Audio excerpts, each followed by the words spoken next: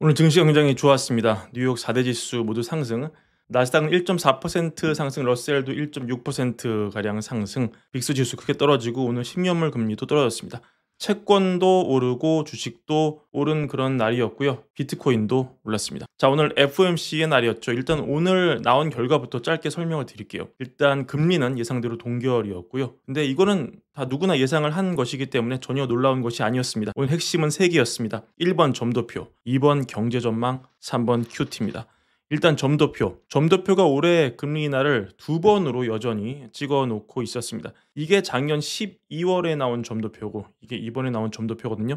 똑같이 중위값이 10번째 찍힌 점이죠. 똑같이 2번의 인하이긴 한데 조금 전반적으로 위로 올라붙은 그런 모습입니다. 이 얘기는 뭐냐면 결과는 금리 인하 2번으로 갔지만 연준 위원들이 12월보다는 좀 더 보수적으로 금리 인하를 보고 있다는 그런 얘기일 겁니다.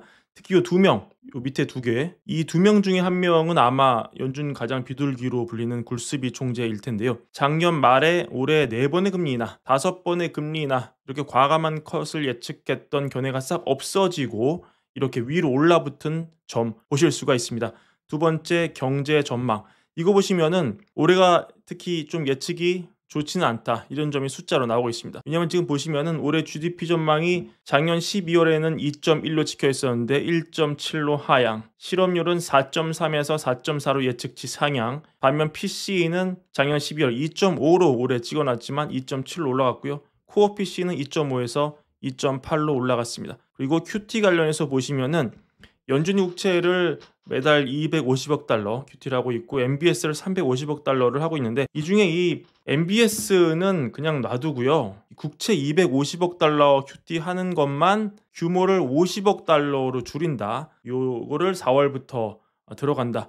다만 그렇다고 큐티를 종료하는 건 아니고 이렇게 줄인 상태로 오래 유지할 거다, 이렇게 메시지를 보냈습니다. 그리고 파월 발언을 나오기 전에 요 성명서만 딱 본 시장은 이렇게 움직였습니다. 증시가 장 초반에 조금 오르고 있는 상황이었는데 그거를 좀 더 올려주는 이런 상황이었고요. 성명서 나오고 증시가 좀 더 올라갔다. 그리고 10년물, 2년물 금리를 보시면은 전일 대비 소폭 금리를 조금 올려놓은 그런 상황이었는데 일단 이 경제 전망 그리고 점도표 QT가 빵 하고 뜨니까 증시는 좀 더 올려주고 상승폭을 높이고 10년물 금리는 확 내려갑니다. 그리고 반대로 2년물 금리는 성명서 나오자마자는 막 올라갔어요. 이게 여기서는 너무 찰나는 순간이라 안 보이는데 실제로 확 올라갔습니다. 그냥 짧게. 그러니까 해석의 여지가 있잖아요. 뭐가 더 중요한지 판단의 문제잖아요. 낮아진 GDP 예상치에 반응해서 금리를 내릴지 아니면 높아진 인플레에 반응해서 금리를 올릴지, 이게 이 순간적인 시장의 어떤 집단 지성 판단의 문제인데 장기물 금리는 낮아진 GDP 예상치에 반응해서 금리를 내리고 단기 금리는 높아진 물가 부담에 순간 금리를 올렸단 말이죠. 근데 몇 분, 한 1분, 2분도 안 돼서 이 단기 금리도 결국 판단을 확 바꿔버립니다. 성장 둔화 그리고 QT 축소에 반응하는 게 더 맞다고 판단을 하고 바로 금리를 10년물 같이 확 내려버리는 쪽으로 선택을 짧은 시간 교정합니다. 자, 이것까지 진행이 됐고 그리고 이제 파월이 무대에 섰습니다. 2시 반이었습니다. 뉴욕 동부 시간. 기자들이 질문을 많이 했겠죠. 지금 자기들이 봐도 불확실하죠. 자, GDP 예상치는 내려가고 물가는 올랐습니다. 그럼 도대체 연준이 뭐에 반응을 해야 되냐? 금리를 내리자니 물가가 걸리고 안 내리자니 GDP가 걸리는 상황, 이런 거 아니겠습니까? 여기서 파월이 놀라운 발언을 이어갑니다.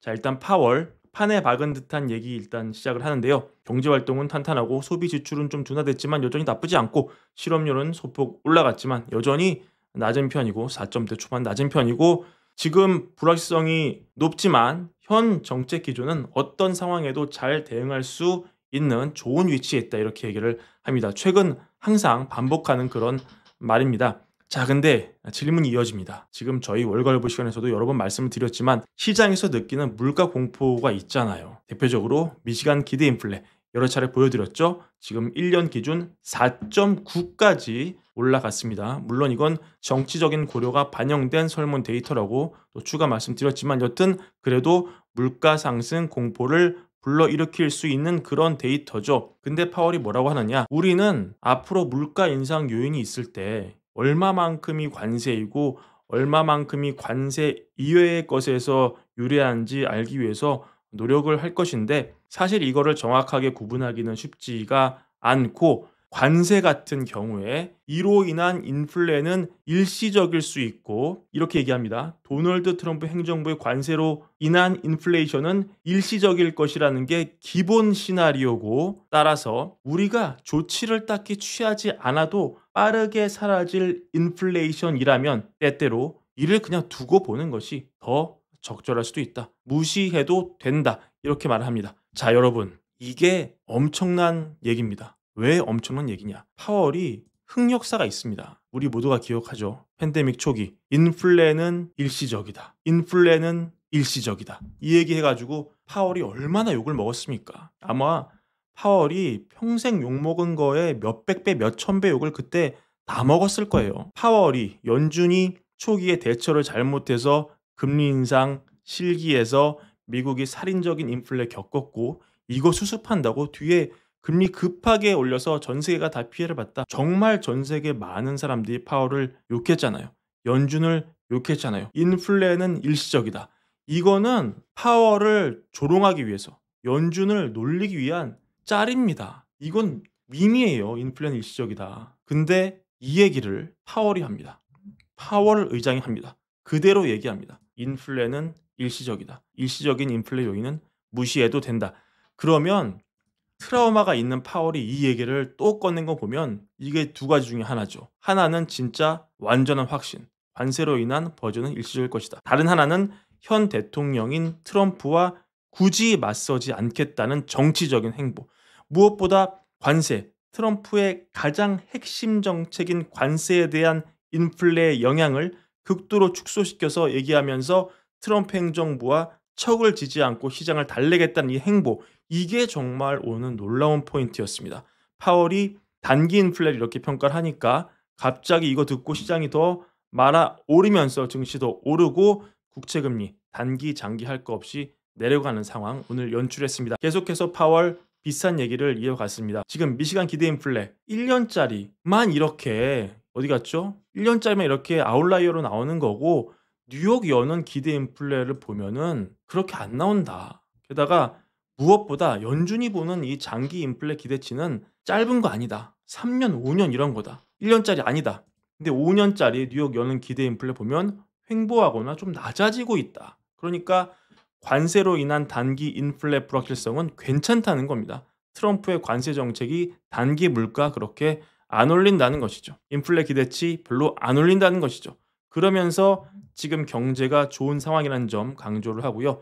예를 들어 실업률 여전히 4% 초반이고 경제활동 참가율 높고 임금 상승률, 물가 상승을 웃돌고 있고 채용률은 좀 낮아졌지만 해고율도 낮아졌기 때문에 고용시장 큰 문제 없다는 발언 이어갑니다. 어떤 기자가 이번에 UCLA 앤더슨에서 나온 자료를 물어봅니다. 여기서 그 침체 가능성이 좀 높아진다고 하는데 이대로 가면 어떻게 보냐 이거에 대한 질문에 침체 가능성은 언제 어디서나 어떤 경제에서도 한 25% 정도는 깔고 가는 거다. 지금 그렇게 엄청나게 높은 건 아니라고 본다. 일축을 하고요. 또 어떤 기자가 이 얘기합니다. 지금 1970년대. 왜냐면 이번에 연준이 내놓은 경제 전망이 다분히 스태그플레이션을 우려할 만하거든요. 왜냐면 GDP 예상치 내려갔고 물가 예상치는 올라갔기 때문이죠. 그래서 70년대 소환합니다. 지금 70년대 어땠습니까? 고인플레, 낮은 성장, 스태그 상황이었죠. 엄청나게 고생하지 않았습니까? 만약에 지금 인플레를 줄일 수 있다면 침체를 각오하실 건가요? 라고 물었습니다. 한 기자가. 결국 당신은 아서번즈 되겠습니까? 폴 볼커 되겠습니까? 라고 물어보는 거죠. 그러니까 파월이 지금은 그거 아니다. 경제가 좋은 상황이고 인플레는 큰 그림에서 내려오는 상황이고 실업률 낮다.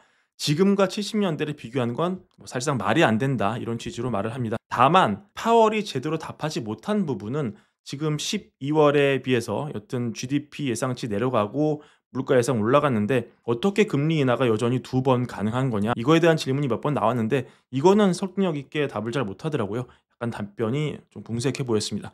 다만 오늘 파월 발언 가장 중요한 것은 뭐다? 관세로 인한 인플레이션은 일시적이어서 이걸 기반으로 통화정책 하면 안 된다. 연준의 금기어이자 트라우마인 인플레는 일시적이다. 이 얘기를 파월이 직접 또 꺼냈다. 그것도 트럼프 행정부 하에서 이게 오늘 핵심이었고 이게 오늘 관전 포인트였고 일단 이걸 본 오늘 시장은 상승으로 화답했습니다.